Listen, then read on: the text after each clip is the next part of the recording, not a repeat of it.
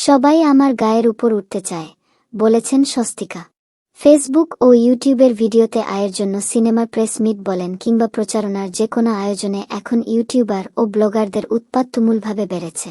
তারকাদের মোবাইল ও ক্যামেরা হাতে তারকাদের গায়ের উপরে উঠে যেতেও দ্বিধা করছেন না তারা। এমন পরিস্থিতির কারণে আগামীতে আর কোনো সিনেমার প্রিমিয়ার শোতে না যাওয়ার সিদ্ধান্ত নিয়েছেন ভারতের পশ্চিমবঙ্গের অভিনেত্রী স্বস্তিকা মুখার্জি। সম্প্রতি তিনি সাংবাদিকতা নিয়ে বিরক্তি প্রকাশ করে এই সিদ্ধান্তের কথা জানিয়েছেন তিনি। হিন্দুস্তান টাইমসকে দেওয়া সাক্ষাৎকারে এই সময়ের সাংবাদিকতা নিয়ে নিজের মতো জানিয়েছেন স্বস্তিকা মুখোপাধ্যায়। এছাড়া গতকাল রাতে দেওয়া এক ফেসবুক পোস্টে সিনেমার প্রিমিয়ারে না যাওয়া নিয়ে নিজের সিদ্ধান্তের কথা তুলে ধরেছেন। যেখানে মোবাইল হাতে চিত্রগ্রাহকেরা দাঁড়াবেন, সবাই গায়ের ওপর উঠে পড়ে। পারলে নাকের ফুটোর মধ্যে মোবাইল গুজে দিতে পারলেই ব্যাস।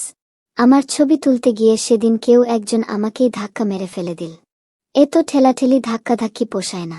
আমি দেহরক্ষী নিয়ে ঘুরতে সক্ষম হতে চাই না। রাস্তাঘাটে শুটিং করতে লাগে ঠিকই, কিন্তু তার বাইরে নিজের ছবি দেখতে গিয়ে যদি পেছনে দেহরক্ষী নিয়ে যেতে হয়, কারণ মানুষ গায়ে উঠে পড়বেই, তাহলে সেখানে না যাওয়াই ভালো। এদিকে হিন্দুস্তান টাইমসকে দেওয়া সাক্ষাৎকারে এই সময়ের সাংবাদিকতা নিয়েও বিরক্তি প্রকাশ করেছেন অভিনেত্রী।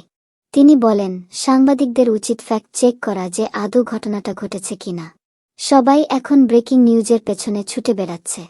হাজারটা পোর্টাল সবাই ব্রেকিং নিউজের পেছনে ছুটছে, কে কার আগে পোস্ট করবে, কিন্তু আদৌ কি ঘটনাটা ঘটছে সেটা জানে না। আমি নিজের অভিজ্ঞতা থেকে বলতে পারি, নেতিবাচক খবর বেশি ভাইরাল হয় পজিটিভ খবরের থেকে। একবার ভুল তথ্য ভাইরাল হলে হইচি পড়ে যায়। এটা দুর্ভাগ্যের যে আমরা যে সময় এখন আছি, সেখানে সবাই ছুটে চলেছে। কেউ পিছু ফিরে তাকানোর প্রয়োজন বোধ করে না। নিজের সিনেমারও না, অন্যের সিনেমারও না। এমনিও কম যাই, সে নিজের হোক বা পরের। ফেসবুক পোস্টে এই ঘোষণা দিয়েই এমন সিদ্ধান্তের কারণগুলো ব্যাখ্যা করেছেন তিনি।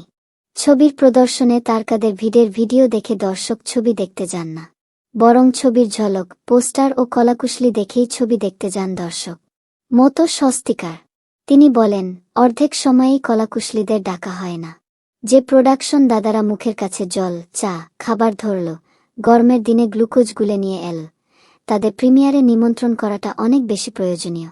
বাবার সঙ্গে বাবার অনেক ছবির বিশেষ প্রদর্শনে গিয়েছি। টগরী দেখতে গিয়েছিলাম নবীনা প্রেক্ষাগৃহে। বাবা এবং সন্ধ্যা রায় ছিলেন সেই ছবিতে। সেখানে সব কলাকুশলীকেই ডাকা হয়েছিল। শুধু দেখনদারিতে এসে ঠেকেছে সব। একরাশ বিরক্তি নিয়ে বাড়ি ফেরার চেয়ে পড়ে না হয় টিকিট কেটে দেখে নেব।